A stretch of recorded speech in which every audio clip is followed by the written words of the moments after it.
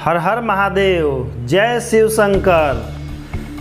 आज हम लोग जानेंगे कि सावन के महीना में हर साल शंकर भगवान के ऊपर जल क्यों चढ़ाया जाता है। तो इसके पीछे बहुत ही एक पौराणिक कथा प्रचलित है कि आखिर हर साल सावन के महीने में शिवलिंग पर हम लोग जल क्यों चढ़ाते हैं। तो चलिए कथा हम लोग विस्तार से थोड़ा जानेंगे और थोड़ा शुरू से जानेंगे कि आखिर क्यों आवश्यकता पड़ा कि हम लोगों को शिवलिंग पर या भगवान शंकर के ऊपर हम लोग जल चढ़ाते हैं।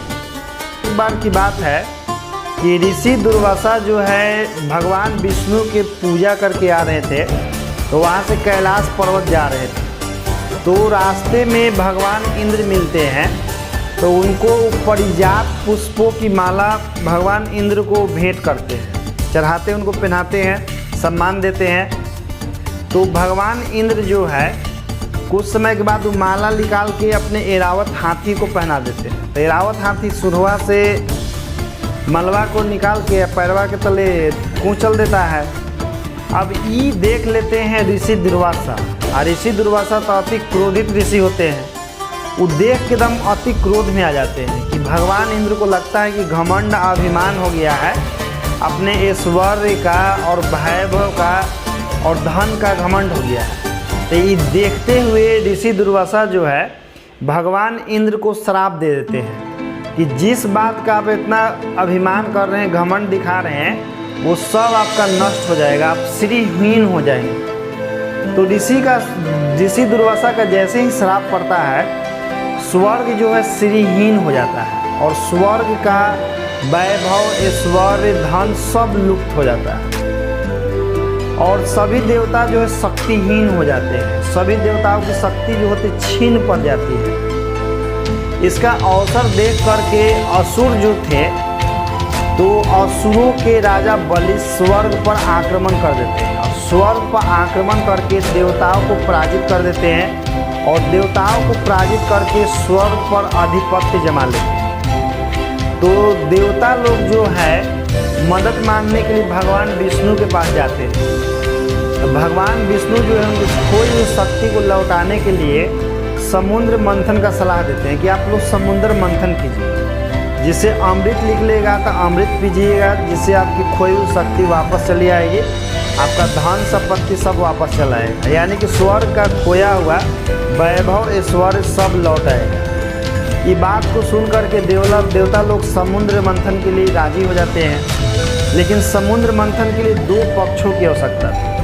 तो दो पक्ष में देवता लोग को विष्णु भगवान कहते हैं कि जाइए, जो राक्षस है यानी कि असुर हैं, उनको जाके मनाइए कि समुद्र मंथन के लिए राजी कीजिए। समुद्र मंथन के लिए असुरों को राजी कीजिए। तो असुरों के पास ही लोग जाते हैं और यही बात बताते हैं कि समुद्र मंथन से अमृत निकलेगा, जिसको पी के आदमी अमर हो जाएगा, यानी कि असुर भी अमर हो जाएंगे और देवता भी अमर हो जाएंगे। और इस लोक में आकर के असुर जो होते हैं समुद्र मंथन के लिए तैयार हो जाते हैं। तो समुद्र मंथन जो है क्षीर सागर में किया जाता है। क्षीर सागर में समुद्र मंथन किया जाता है। तो उसके लिए भगवान विष्णु जी सलाह देते हैं कि इसके लिए मंदराचल पर्वत की सहायता लिया जाता है। मंदराचल पर्वत को उठा करके समुद्र में रख दिया जाता है और रस्सी के रूप में वासुकी नाग का प्रयोग किया जाता है। वासुकी नाग को जब रस्सी के रूप में प्रयोग किया जाएगा, तो विष्णु भगवान को मालूम था कि वासुकी नाग के मुंह से गर्म हवा और जहरीली गैस निकलेगी। तो विष्णु भगवान थोड़ा चालाकी करते हैं। विष्णु भगवान कह देते हैं कि जो वासुकी नाग के सिर तरफ वाला हिस्सा है वो बहुत मजबूत है और जो पूंछ के तरफ वाला हिस्सा है वो कमज़ोर है।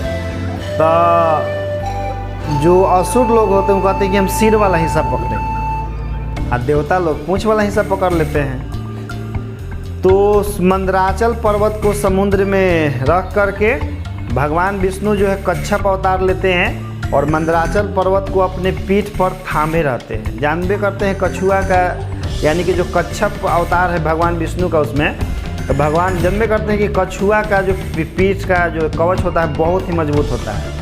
तो भगवान विष्णु जो है कच्छप अवतार लेते हैं और कच्छप अवतार में भगवान विष्णु जो है वो मंदराचल पर्वत को अपने पीठ पर थामे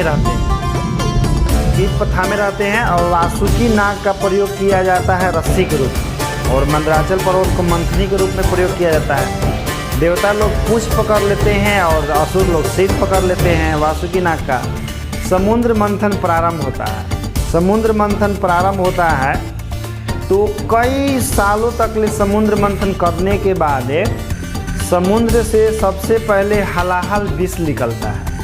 जैसे ही हलाहल विष निकलता है, देवताओं और असुरों में भगदड़ मच जाता है और त्राहिमाम पूरा सृष्टि में होने लगता है। तो देवता और असुर जो है इस विष के प्रकोप से बचाने के लिए भगवान शंकर का प्रार्थना करते हैं, गुहार लगाते हैं। तो भगवान शंकर जो है आते हैं और उस हलाहल विष को ग्रहण कर जाते हैं। माँ पार्वती जो है आकर के उस विष को भगवान शंकर के कंठ में ही रोक देते हैं, जिससे भगवान शंकर का कंठ जो है नीला पड़ जाता है। तो भगवान ब्रह्मा जो थे वो भगवान शंकर को नीलकंठ की उपाधि देते हैं। इस बात को ध्यान रखिएगा कि भगवान शंकर को नीलकंठ की उपाधि कौन दिए हैं? भगवान ब्रह्मा दिए, जिससे भगवान शंकर का नाम नीलकंठ पड़ जाता है। और लेकिन भगवान शंकर के शरीर का तापमान पूरा बढ़ने लगता है। अचानक मस्तक से और पूरा शरीर, संपूर्ण शरीर का ताप जो है बहुत बढ़ने लगता है। तो देवता और असुर जो हैं भगवान शंकर को शीतलता प्राप्त करने के लिए उनके ऊपर जल चढ़ाते हैं, जल अर्पित करते हैं। और वर्षा के देवता भगवान इंद्र जो है जबरदस्त जल का वर्षा करते हैं भगवान शंकर के ऊपर। इसीलिए देखिएगा हर साल सावन के महीने में खूब बारिश होता है, झमझमा के। तो भगवान शंकर के शरीर के तापमान को कम करने के लिए देवता असुर जो है जल अर्पित करते हैं। ये बात जो है पूरी सृष्टि में धीरे धीरे फैल जाती है। तो अन्य भक्त जो मनुष्य हैं, जो भगवान शंकर के भक्त हैं, वो लोग भी भगवान शंकर को जल चढ़ाते हैं। उनका जो लिंग और जो शिवलिंग है, शिवलिंग का मतलब होता है कि शिव का स्वरूप, लिंग का मतलब होता है स्वरूप, ठीक ना।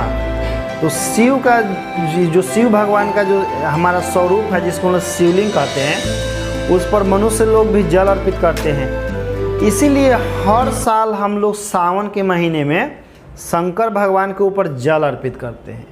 यही हमारा कथा है भगवान शंकर के ऊपर हर साल सावन के महीने में चढ़ाने का। और यदि कथा अच्छा लगा होगा तो वीडियो को लाइक ज़रूर कर